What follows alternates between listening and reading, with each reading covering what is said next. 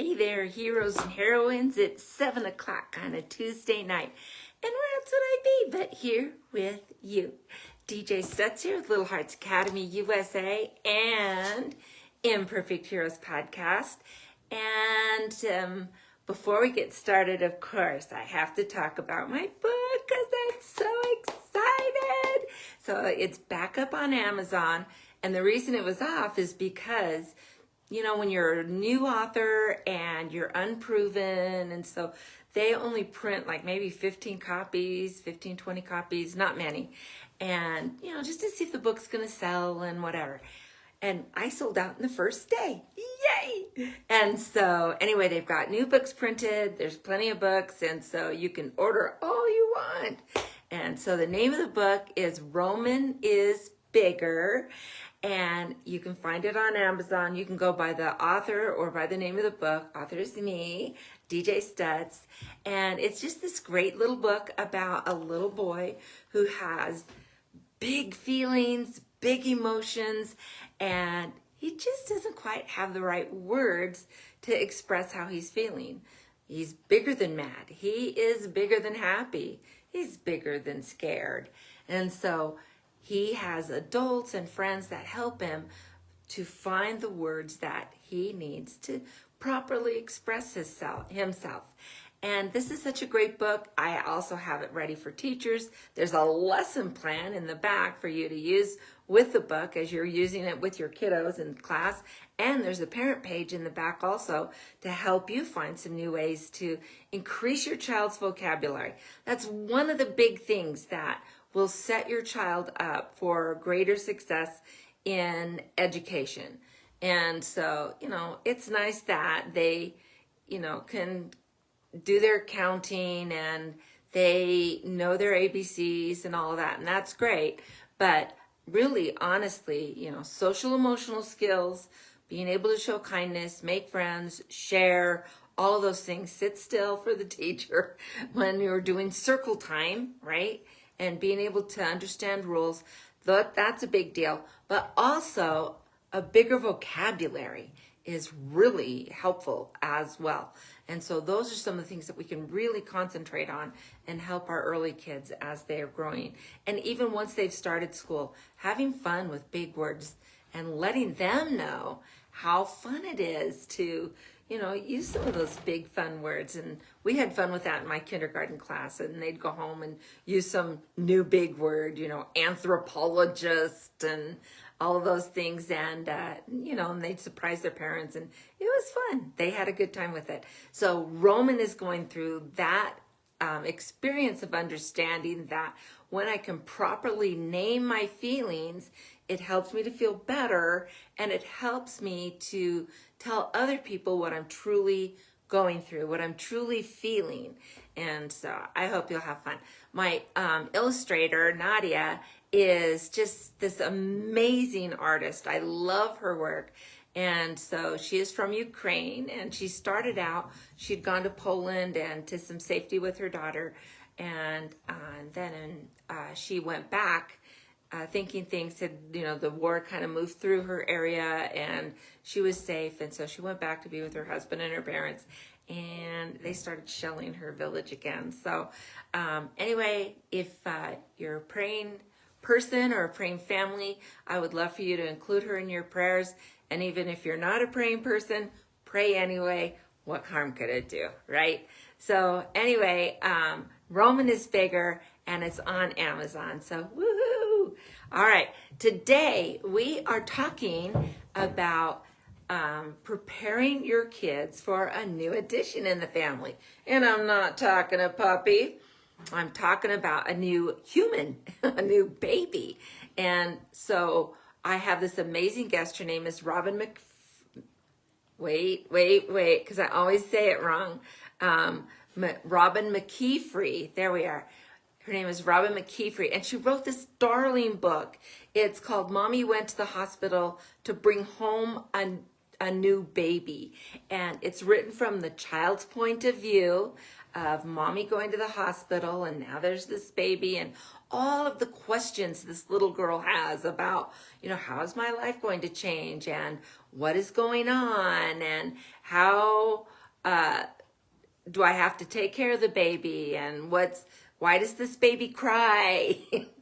And why is this baby pooping? And, all of those things that little baby or younger kids are going to be asking about a new baby. And it's got some great ideas as you read through the book with your child.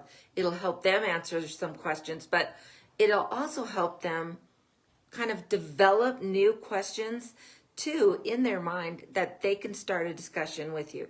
And so one of the things that I would say is that when your child does have some questions about the baby, either before or after it's born, that you take the time to really understand what the question is, what made them think of that question, because that might help you better understand really what they're asking. And then go forward with a proper answer. Take the time to really answer that question with them. And so one of the things is that, Robyn has her own 2 daughters, and they're grown up, and she talked a little bit about, how she introduced her older daughter to her younger daughter and some of those things. And then about some of the challenges that happened with bringing home a new baby. And now she has a daughter who's pregnant with her second child, and it made her really think about, I wonder, what my daughter's saying to my grandson, and what questions does my grandson have, and all those things. And that's what led her actually to writing the book. Sorry, I need to take a drink. Thank you. I'm just on some medications that leave my mouth real dry, so I have to take drinks a lot. Okay, so anyway, there's so many, great joys, but kids can be a little nervous about it too. I think we've all seen those videos either on TikTok or Instagram or America's Funniest Home Videos, right? I still love that show. But, they'll take videos of, we're having a baby. And sometimes the kids are like, ah, right? They're so excited and happy. And then other times they're like, I don't want a baby, and being all upset about it, right? But honestly, the reaction that you get when you tell the kids that there's a new baby coming will kind of give you an indication of the work that you need to do with that child before the baby comes, and talking positively and sharing that, I am going to love this new baby, but I'm still going to love you just as much. It's not going to change the way that I love you, right?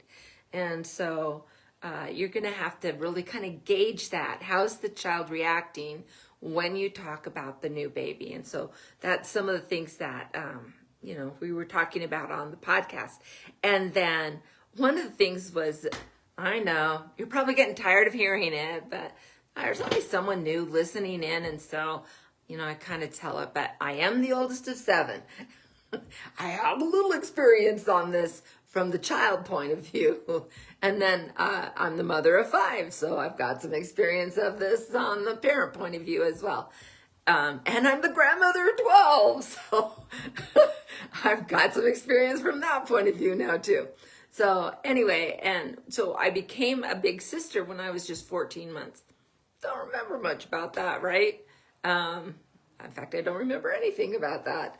But I do remember, I don't remember my mom being pregnant with the number 3. That would be my brother Don. But I do remember her bringing him home. And everyone was so excited. And, and he was cute. He was a cute little baby. And I don't remember much about it, just that he was cute. My mom was busy with the baby a lot. And so what that meant for me was I had more free time to just run around outside, and which is crazy because we actually lived in the projects in Oakland, California, where my dad was going to college at Berkeley. And but we still ran around outside. Mom had to make sure that when the high school kids were getting out of school, there was a high school just down the street, and that we were all inside when the high school kids got out, because that was a dangerous time. But while the kids were in school, we were fine.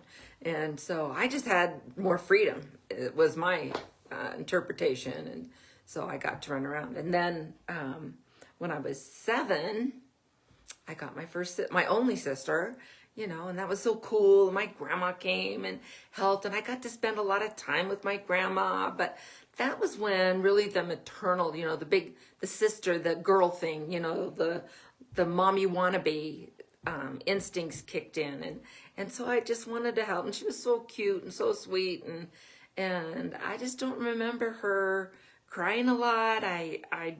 I just remember loving her and playing with her and loving her giggles, and she was just an easy kid. Maybe I was lucky, but I wanted to more take care of her. With Dawn, it was just like, good, Mom's got him. I can go and play, and she won't bother me. But with Sunny, I wanted more hands-on. So you're going to see that as your kids are getting older, they're going to have a different reaction of how much they want to interact with the baby and what do they want to do. Their gender probably will have a lot to do with how much they want to interact with the baby and how they want to take care. It may not, but a lot of times it does. And so you are going to want to make sure that you're adjusting for that and making space for that and allowing the older sibling to do things, for the child. One of the things that we talked about a little bit is, before the baby comes, and if you've, got some money, and even if you don't have a lot of money, there's like places like Goodwill and, I don't know, St. Vincent's and Savers, and depending on where you are, there's places like Deseret Industries, just different places that have, recycled clothes. And so it's very inexpensive. But they can choose things that they want to give to the baby. And that's their gift for the baby, so that when the baby comes home, or maybe if they go to the hospital, they can have it all wrapped up and it's fun. And so then they're giving something to the baby. And that's a fun thing to do, even with toddlers. That's a fun thing to do.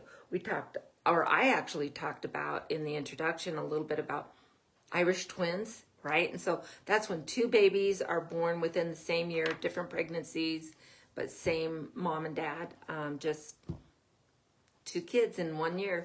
It's like, oops. Or like my poor husband or my poor mom-in-law, my husband's the baby of 9. We both come from large families, but she had 3 within a year because Doug was 10 months old and she had twins. So, woo! They came early, but still they were close. And so, can you imagine that? And the twins were numbers 5 and 6 in the family. So, heaven help us all. I don't know how she made it through that. But, yeah, there you go. So, these things happen. And so, when they're really, really young, you're going to want to make sure that you are spending enough time even with that other baby, because they're still a baby, and if they're not walking, they're considered a baby. They're considered an infant until they're walking. They're not toddlers until they're walking. And so that's a big thing. And it's possible to have 2, or in my mother-in-law's case, 3 babies all at one time. Just imagine the diapers. And this was back gosh, I think it had to be like the early, because the twins are 10 years older than Russ. So this had to be late 40s. And so we're talking cloth diapers. And can you imagine? Oh my goodness. And there weren't great washing machines back then. It was like a lot of work. And so I just can't imagine it. Anyway, I'm so grateful I live in the time I do now. So anyway, consider the age of your kids as you're working things out. One of the things, and I'm just going to give you one other, is when the kids, especially as they're younger, when they first come and see you, whether that's at the hospital or when you're coming home from the hospital and you have the baby, make sure that you are free to hug these children and ask them about their day. So you're not holding the baby actually when you first see the kids. You want to hug them and hold them. Maybe daddy's holding the baby, or grandma or an auntie or whatever has the baby, or maybe it's in a bassinet. And then once the kids are all excited, they see mommy, they know mommy's okay. They've heard mommy's okay, but seeing that and seeing that you're okay, you're smiling, you're happy, then they feel calmer, they feel more comfortable, and then they're ready to be introduced to the baby. So we have all kinds of like great ideas about this kind of stuff in the podcast. So I hope that you'll look at that. And then we started about mentioning that as kids get older too, they really want to help. But even like a 2-year-old or a 3-year-old will at times want to help. And so they can do things like go get the diaper or get a wipey, or can you get me the t-shirt? And so you're going to want to make sure that they're in a location where whatever the age of your child is, that they are able to reach and get those things. Or maybe lay them out ahead of time on a bed or on a chair or the couch, whatever. And so then they can go and get that for you. So they feel like they're part of the process of caring for the baby. They love being, in charge and on top of things. And so it's easy to say, oh, now this is your job. Remember, this is your job for the baby. And at that time, they're going to love it.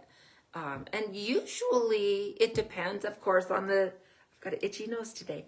It depends on like the attitude of the kiddo and what they're interested in. Some are going to want to be more involved with the baby. Some are like, baby, right? And that's okay. It's all okay, whatever they're at. But you want to gauge with where they are, what their attitude is, and then kind of go there with that. You don't want them to be completely uninvolved with the baby just because you want to have those connections and that family spirit and all of that.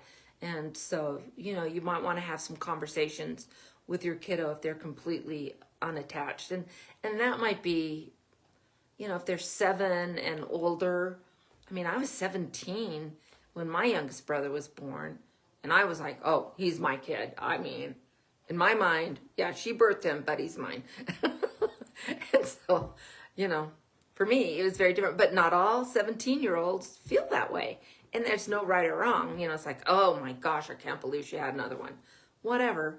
But you're going to want to help them through that and talk to them about that and what are their attitudes. I was so excited to be a mom. That's all I wanted to be. When I was growing up and even in high school, my career choice was mommy. That's what I wanted to do. And so I was taking all of these, all the classes I could that would help me be a better mom. And so to have this opportunity to have Danny in my life, and he slept in my room. I'm the one that got up with him at night. And I'm the one that was feeding him a bottle in the middle of the night, and I would change his diaper in the middle of the night, and I loved it. I'm crazy. What can I say? I'm a nut job. But I did. I loved it. Not everyone's going to have that attitude. It's just not their bag. And that's okay too. But we want them to have some level of interactions, positive feelings, some level of that within their experience. So these are some of the things that you're going to want to think about. So if you want to look at the book, so it's Robyn Mckeefrey, and it's Mckeefrey, Mckeefrey. But if you just look up, Mommy went to the hospital to bring home a new baby. That's the name of her book. It's on Amazon. You can just get it. It's a sweet book. It's a sweet story to read with your kids. It's got some great little illustrations. And so it could be a great read to me book that you're reading to the kids. And then as the kids get older and they can start sounding out words or whatever, they can read to themselves. So usually by about 3rd grade, 4th grade, they'll be able to read it to, themselves. Or they could read it to another younger sibling. Wouldn't that be fun as they work to, prepare for a baby together? So there are lots of ways to use it, but just really think about what you're doing and listen to the podcast, because there are just a ton of great ideas on how to engage your family in this new baby coming into the family. So next week, the podcast is me. Yeah, it's just me. I got thinking I have so many guests, and I want you to remember that I too am a child expert. I have a degree. I have, expert in the field, and I've been a parenting facilitator for 16 years. And so I do have opinions and things to say and ways that I can help you. And so I'm just doing one by myself, and I'm going to do some more of those as time goes on. So normally I do, the episodes that ended at 0, I've been doing with my niece Bailey, and they actually wound up moving from Michigan to Utah, northern Utah, and she's been struggling with infertility. They've gone through so many things. And at some point, I'll have her on to talk about that journey. But without the treatments, without all of that, how many times have we heard this? She got pregnant. So they moved, she's pregnant, and then she's been struggling with some issues with the pregnancy. So another prayer to have in your family, if you think of it, to pray for our Bailey, that everything will go well with the pregnancy. And so, and then every 5th Monday, I'm going to do an episode by myself and talk and have fun and engage. And so if you have questions, if you have topics you would like to have addressed, I would love to hear from you. So you can always post in the comments. You can email me on the website. There's a place where you can get a hold of me. So many ways to get a hold of me. And so anyway, so I will talk to you next Tuesday about my episode. Oh yeah, you want to know what I'm talking about? Yeah, it's about how to deal with those arguing siblings. They're just at each other all the time, right? Well, we're going to help you with that. So until next week, let's find joy in parenting. See you later, guys. Bye-bye.